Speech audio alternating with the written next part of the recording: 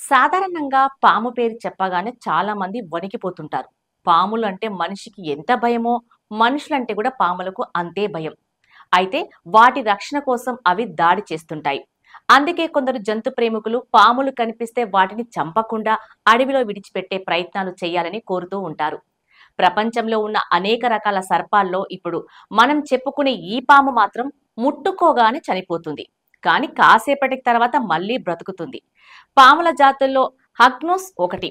ఇది విషపూరితమైన పామే. కానీ దీని పొడవు 30 అంగుళాలు. చిన్న చిన్న కీటకాలు, పక్షులు దీని ఆహారం. ఈ పాము భిన్నం అనే చెప్పవచ్చు. ఏదైనా ఇతర జీవులు మన శరీరానికి తాకినట్లు అనిపించగానే ఈ పాము వెంటనే చనిపోతుంది. ఆ తర్వాత రక్తం కక్కుతూ దుర్వాసన కలిగిన మలంను విడుదల చేస్తుంది. దీంతో దాడి చేయడానికి వచ్చినవి ఇది చనిపోయిందని అనుకుంటాయి.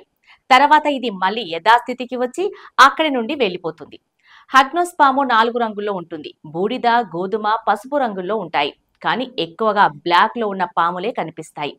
ఆడ అగ్నోస్ పాములు ఎక్కువ కాలం జీవిస్తాయి. ఇవి 15 సంవత్సరాల వరకు జీవించగలవు. ఆశ్చర్యకరం ఏమిటంటే హగ్నోస్ పాముల వల్ల మనుషులకు ఎలాంటి ప్రమాదము ఉండదు. ఎందుకంటే ఇవి కొద్దిపాటి విషాన్ని మాత్రమే విడుదల చేస్తాయి. ఇవి మనుషులను కాటు వేస్తే మండుతాయి. కానీ ఎలాంటి అపాయము ఉండదు.